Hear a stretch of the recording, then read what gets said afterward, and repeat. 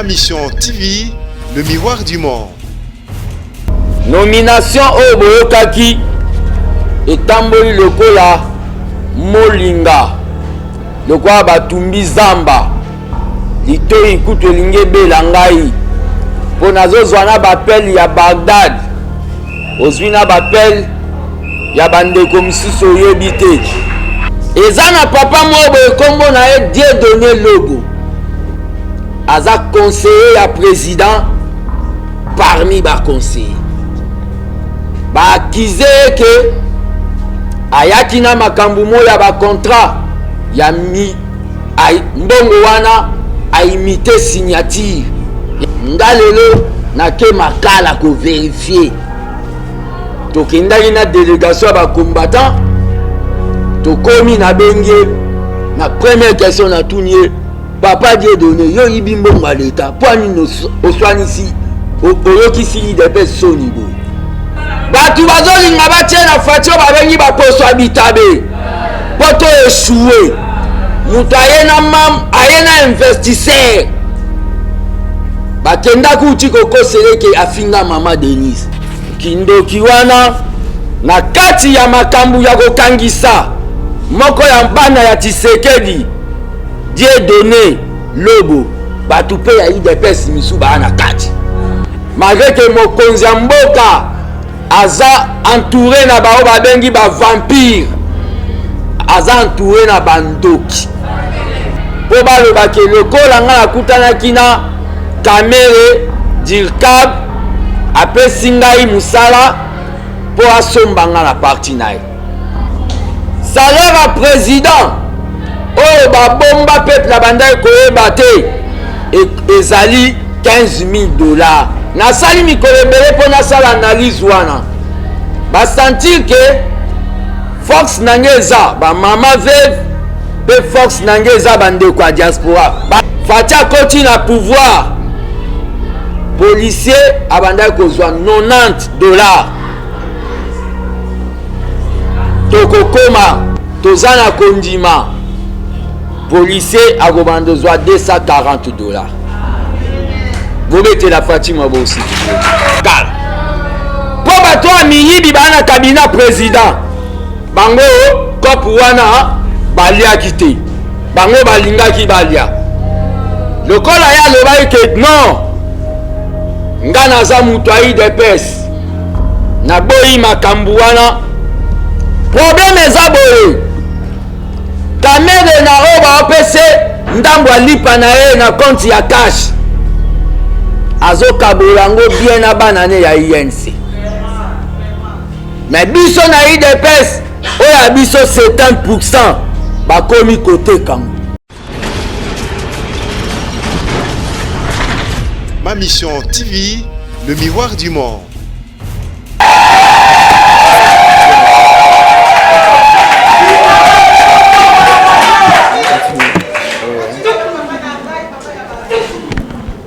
IDPS viva. IDPS viva. Merci beaucoup. Maloba nyonso oyo CG Lydia uti koloba ezokende na ligne politique ya notre père Etienne Tshisekedi parce que soki asalaka IDPS ezala ya ye mais l'air akufa IDPS ezalaka te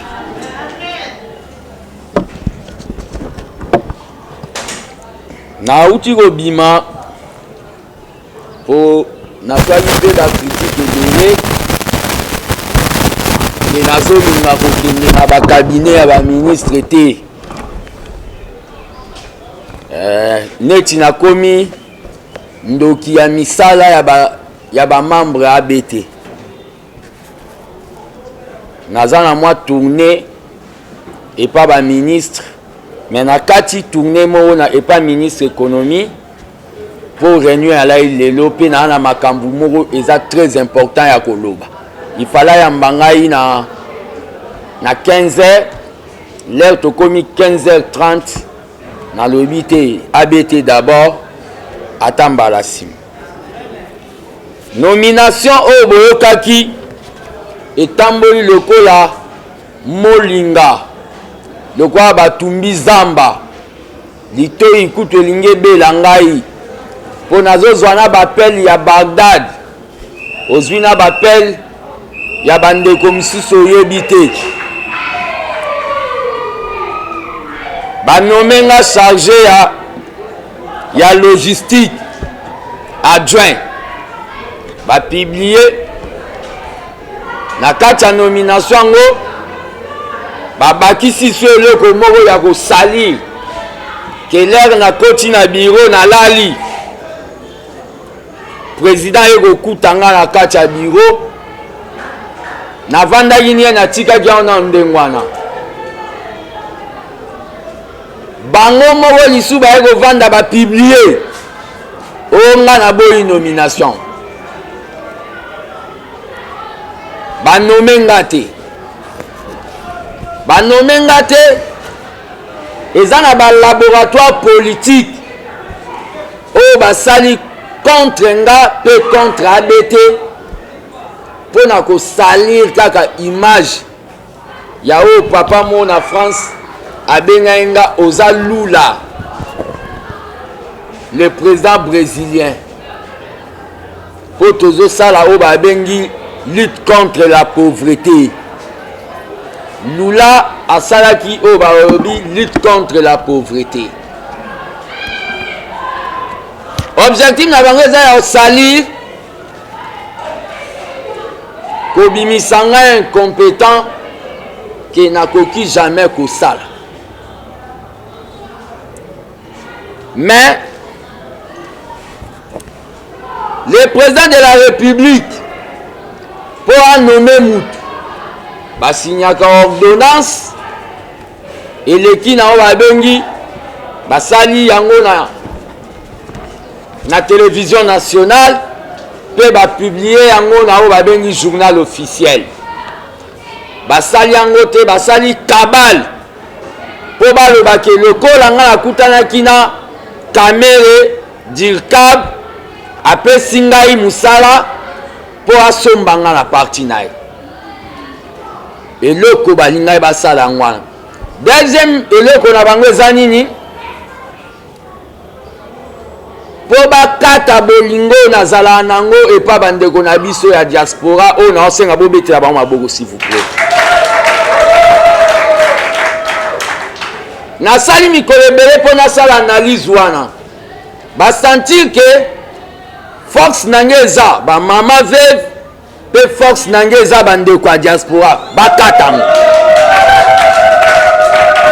po likambo bamama bakoti po kwelisa yango ezalaka difficile.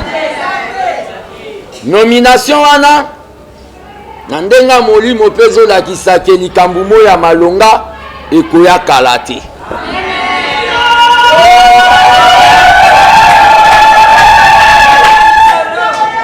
Soki président abengi nga na ntina ete na servir nakobima impoli te na okende koservir.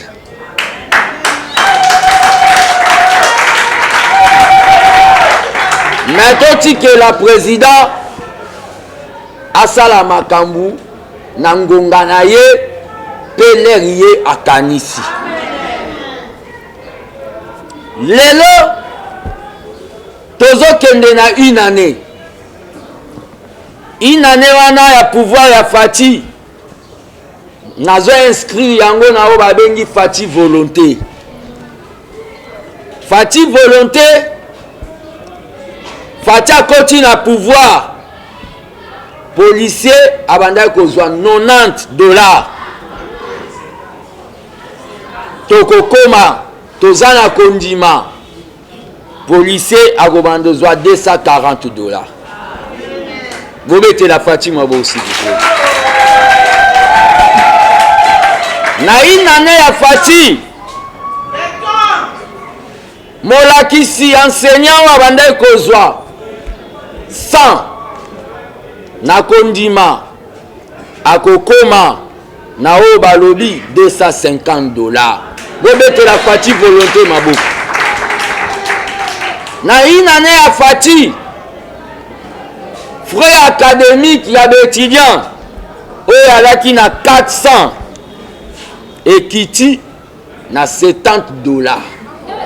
toza na kondime kosala na une année à Fati pozwa diplôme ekomi ofele tobetela Fati maboko na une année à Fati salaire à président oyo babomba peuple na banda ekoyeba te ezali $15,000 bobetele maboko toza na kondima na volonté oyo toza nango malgré que mokonzi ya mboka aza entouré na bao babengi bavampire aza entouré na bandoki toza na kondima nzambe ya Tshisekedi akobatela ye mpe akokomisa Kongo oyo koleka même soki okebi te États-Unis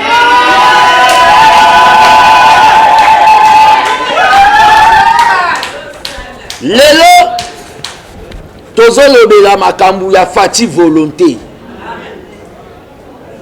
pour d'abord en politique ce qui compte c'est la volonté politique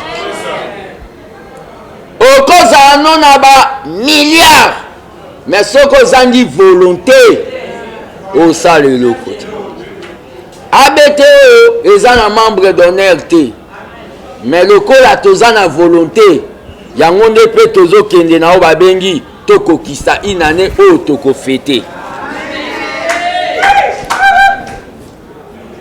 président kendaki na Rwanda na cadre ndenge azotambola mpo na kocreye bomoko na baafricain toyoki bato mosusu balobi ake kokutana na oyo babengi Kagame eza mabe ke président akomi kolabo soko ozoloba makambo ya bongo se koza oyo babengaka kuyakuya na politike oya wenge bafana na projet de société ya UDPS oyo ba Frédéric Kibasa ba Liaou Marcel ba Vincent Bouankem ba père na biso basalaka na ba Tshisekedi baloba ke biso UDPS wana zo se rappeler na otanga projet de société on a na ba âge à 16 ans biso UDPS mkoto zwa bukonzi tokosala politique ya bon voisinage toyebi be barwandais bazokisa biso na mitema mais toutefois pour affaiblir mutu aza ennemi na yo esenga kopusana pembeni tokobanga bango te Rwanda eza lokola litanga mai na kati océan président ke na cadre ya politique ya bon voisinage oyebi nyonso osalaka mutu mabe mais mutu wana azokanisela yo oyo balobi malamu nzambe ye moko akocontredire wana eza réponse na bato bazoloba babilobaloba eza na likambo moko ezosalama clique moko na cabinet ya président wana tokomi na oyo babengi partage des informations bato basi basali oyo babengi lisanga ya mafia na kati ya cabinet président bakutana ye kuna siko bakomi oyo babengi non toye mpe biso mpe au lieu tosala le peuple d'abord il faut tosala notre richesse d'abord eza na papa moko boye kombo na ye Dieudonné Lobo aza conseiller ya président parmi baconseiller baakize ke ayaki na makambo moko ya bacontrat ya mbongo wana aimite signature ya président mpe bazwi ye banleve ye bamemi ye bake kotia ye na makala Dieudonné Lobo wana aye na batu nauti kotale na makala nde nauti boye nazwi retard mpo nauti makala ayena mutu mobo ya mbongo ya somo kombone lui Bogama congolais ba congolais ba uta ba kota ba Canada ba vandisa ba kimaka ba régime Kabila na ba régime Mobutu banginga aye po basala o ba bengi entrepreneuriat électromécanique de conception de bancable pour recourir na bambongo. Mais c'est là que comme komi awa premier mbongo na tie na miba salaire elongwe na $30 et komi na $400 bakangi epe batie na makala po bato ya miyibi bana kabina président bango kopu wana baliaki te bango balingaki balia lokola ya lobaki ke non nga naza mutu ayi depes naboyi makambo wana ayaki na mbongo moye balobi ke ayibi 17 millions pe bayebisi batu boye bamemie basambisi ye dossier ebimi vide bamenace bamagistrat ke so bomeki bozwa nomination te na état de droit oyo ya biso yango ndenge atanke gardien du temple nakotika yango te ata bakoyina naliaka mpe epa na bango te bato bazolinga batie na faci oyo babengi baposo ya bitabe mpo to eshue moto aye na investisseur bakendaki uti kokoseleke afinga mama Denise bamonte lettre moko boye mpo kaka bainise pa président aza kuna na makala maintenant aosala 11 jours fati mpe moto ya mayele tellement ayebi ke monsieur Dieudonné ayibi te dossier wana ezalaki kasalaki awa na bosembo na justice fati alobi bon problème eza te botie na justice esala mosala nango bakomi na justice lere esali mosala nango dossier ebimi vide bakomi otala siko so tobimisi ye biso tokosuka bomoni makambo baosala fati mpo Congo etikala kaka poubelle epa bato oyo baa na cabinet oyo balingaka nga te mpo nga naza oyo nalobi gardien du temple ya démocratie bamontage babiloko bokoyala bolobaki ayibi mbongo nga lelo nake makala koverifie tokendaki na délégation ya bacombattant tokomi na benge na première question na tuni ye papa Dieudonné yo yibi mbongo ya leta mpo anini oswanisi oyokisi idps soni boye papa bandi kobetela nga lisolo abeteli nga lisolo alobi bamonte mpo bango balingai tozwa ngo tokabola yango tokomisa yango cope na bisiko bainvestisseur yango yoyaki na bango wapi abengeli nga moko aye wana natuni ye yo za congolais naza congolais natuni ye yo yaki koinvestir alobi nayaki koinvestir premier investissement na nga nalongoli bato na miba na salaire à $30 na $400 bomoni kindoki toza na ona Congo kindoki wana na kati ya makambu ya kokangisa moko ya bana ya Tshisekedi Dieudonné Lobo bato pe ya UDPS misu baa na kati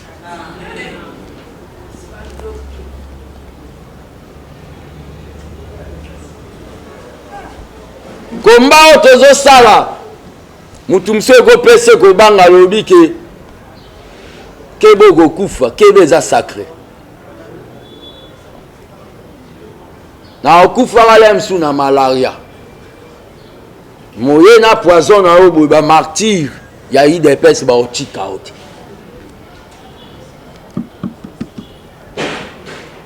makambo ezosalama yango wana nazodénonce arrestation wana nazosenga mpe balibere dans l'immédiat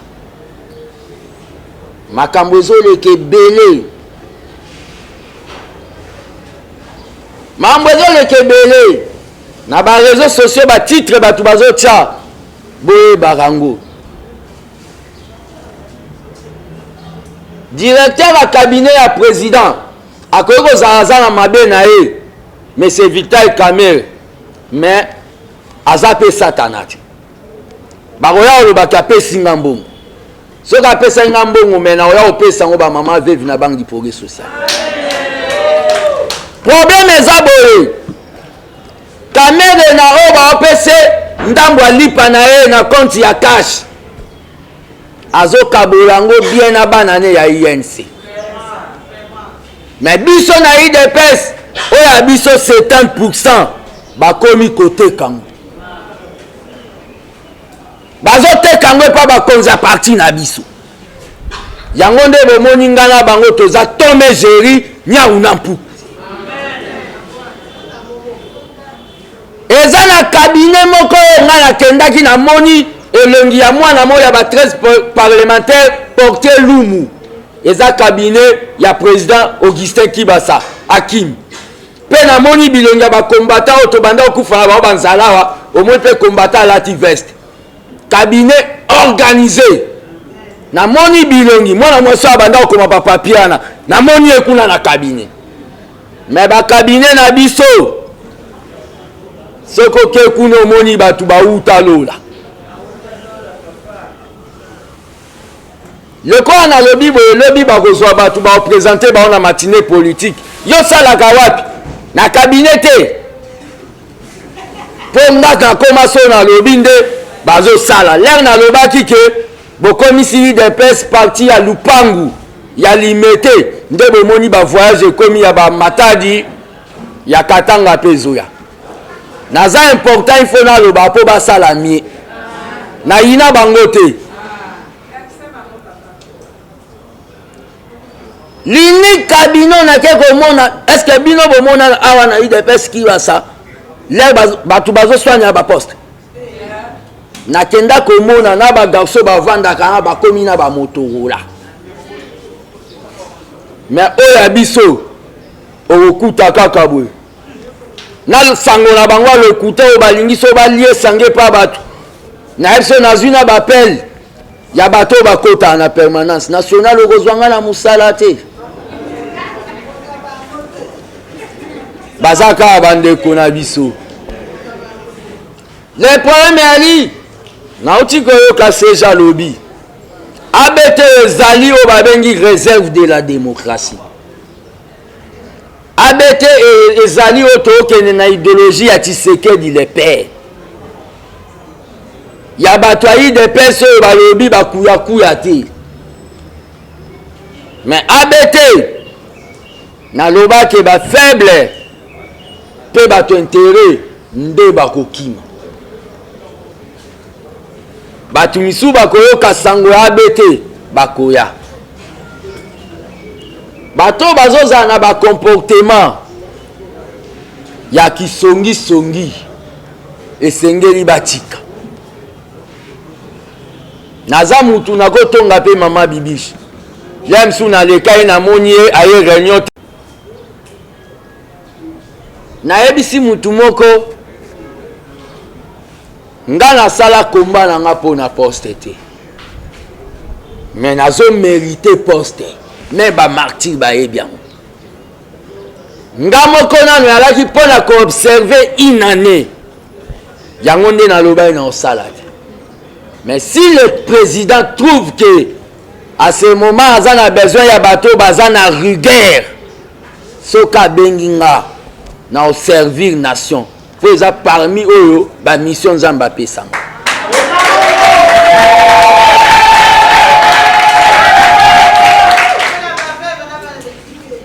Pona makambo etali banque du progrès social toza na ba promesse oyo tozozela mais baepe bazwaki bazala na mutema malamu ya kozongisa ize yango po boyebi ke nga nasalaka te naza kaka oyo babengi fils mukoko volonté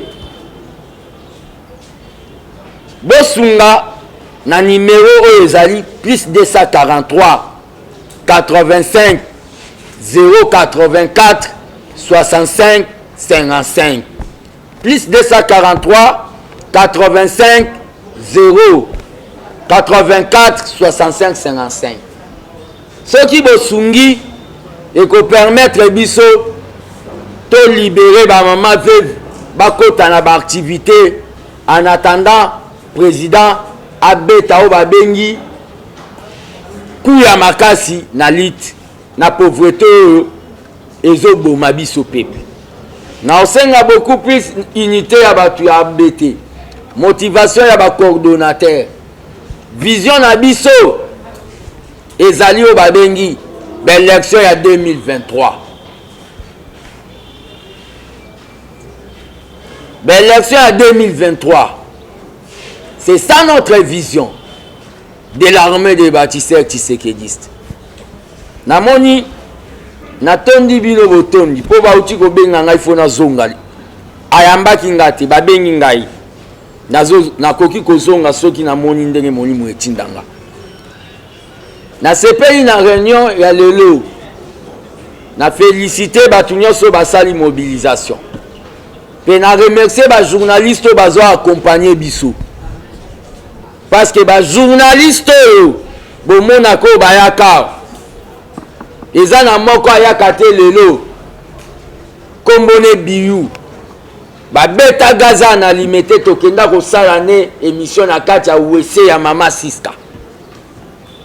Moko ya mwasi abukana lokolo.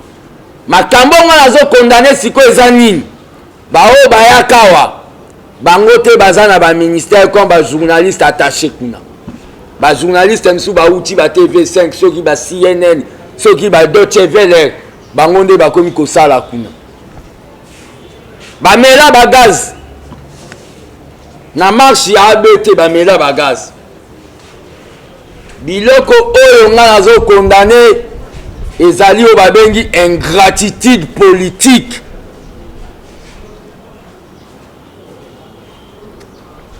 Eza na mama moko idepese viva. Eza na mama moko abukana lokolo na marche. Lel Tshisekedi akomi premier ministre Mobutu abandaki kochaye. Akenda na primature po asenga pangusa kaka. Akutani siko na directeur moko.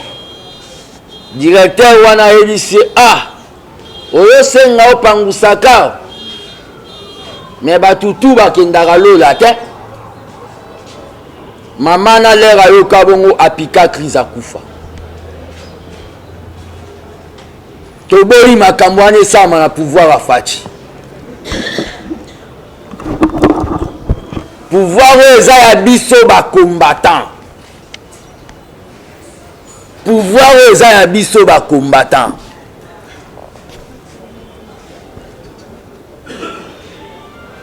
Koya kokosela mutu abatu ayibi ne mbongo te na ye na contrat oyo kopesa mupepa sika bozwi boke kotia na makala namoni ye ma ya miso etangi nga na makala po bino bolingi bokabola mbongo wana ndenge bomesana kosala oyo babengi bakopi na bino na nini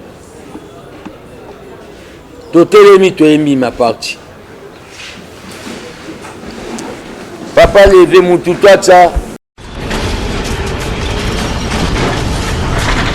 Ma Mission TV, le miroir du monde.